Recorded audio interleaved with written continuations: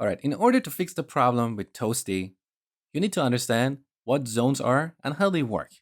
Now, I can give you a classic definition, but it's going to be confusing. It's much easier to show you in code. So here I'm going to write plain JavaScript code in a separate file. This is not part of our project. I'm going to start by defining a zone object. This object is going to have a method called run that takes a callback. So whenever I want to run a function, I can run it inside this zone. Here's an example. Zone.run. Now here I need to pass a function. So we can use arrow function syntax and simply do console.log. Hello world. And of course, in the implementation of the run method, I'm going to call this callback. Okay. Now you might ask, what is the point of this? What benefit do we get from running this function inside a zone? Well, with this approach, I can execute some code before and after this callback function. So I can add console.log before and console.log after. So no matter what function I pass to the run method, with this approach, I can always run some code before and after my function. Now I can take this to the next level and make it customizable. So instead of hard coding this line here, I can let the client of this zone to tell me what code needs to run before the actual function.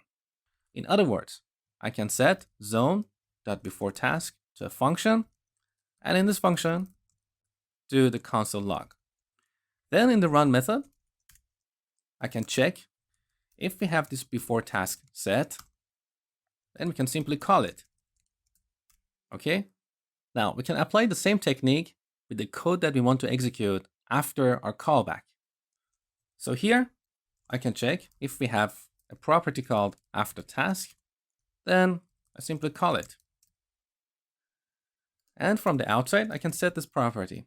After task, we set it to a function that simply logs a message in the console, like this. And here's the output of our code in console. So we have before, hello world, and after.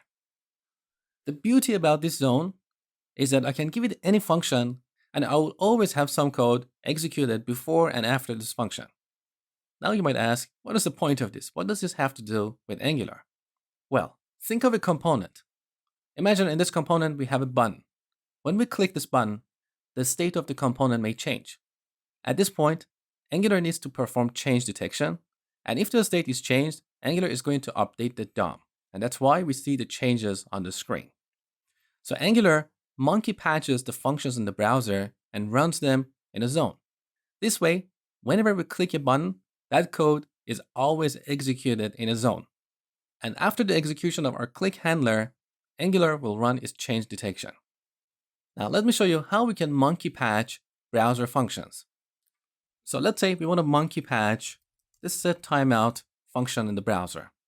We want to run it in a zone. So first I'm going to get a reference to the original set timeout and call it underline set timeout. Now I'm going to redefine this set timeout function. So set timeout equals, it's a function that gets a callback and a timeout, right? We are redefining the set timeout. And in this new implementation, I'm going to run the original set timeout inside the zone. So zone.run, I pass a callback here. And inside this function, I'm going to call the original set timeout and give it these arguments here, right?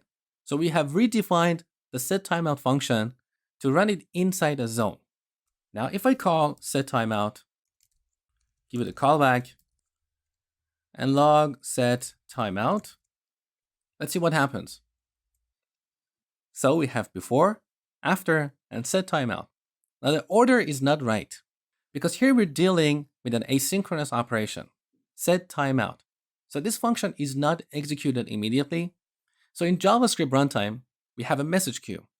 Anytime we have an asynchronous operation, a message is placed in this queue. And the JavaScript runtime has a loop. It looks at this queue, pulls a message out, and then it will call the callback function associated with that message. In this case, set timeout. So this zone I have implemented is a super simplified example. And that's why it doesn't have support for asynchronous operations. And that's where zone.js library comes in the picture. So zone.js is an execution context that persists across asynchronous operations.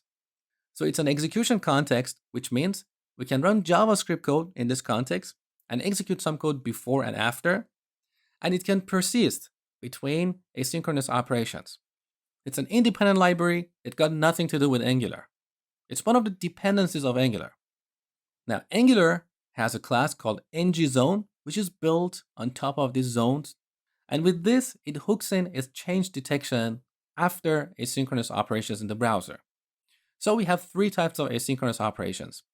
Whenever we are dealing with DOM events, like clicking a button, selecting an item from a drop-down list, and so on, we are dealing with an asynchronous operation. When we send an AJAX request to the server, again, we're dealing with an asynchronous operation. And finally, whenever we're working with timer functions, like set timeout or set interval, again, we're working with asynchronous operations. Now, back to this page. When we click the save button, we don't see the toasty. Previously, this worked perfectly fine when we displayed this toasty here in the submit method. But after we move this code inside our app error handler, somehow the execution of the code fell out of the Angular zone. So when we call this error function here, the state of toasty component is changed, but Angular is not aware of that. That's why it didn't display the toast notification. Now note that here we have a timeout of 5 seconds.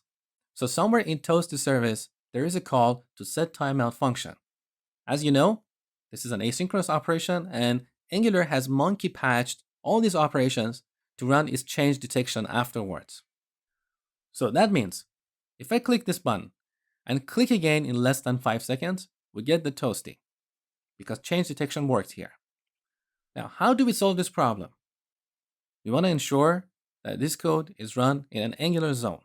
So here in the constructor, I'm going to add another parameter, ngZone of type ngZone. Now you can see this class is defined in Angular/core. Now in handle error, we call this.ngZone.run, just like the run method I showed you earlier. So here we pass a callback and basically put this code right here. Now this code is run inside a zone. And that means Angular is going to run its change detection afterwards. So let's try again. Click, and here's the toasty. Click, click, beautiful. If I wait 5 seconds and click again, there you go. All right, next we're going to look at login errors.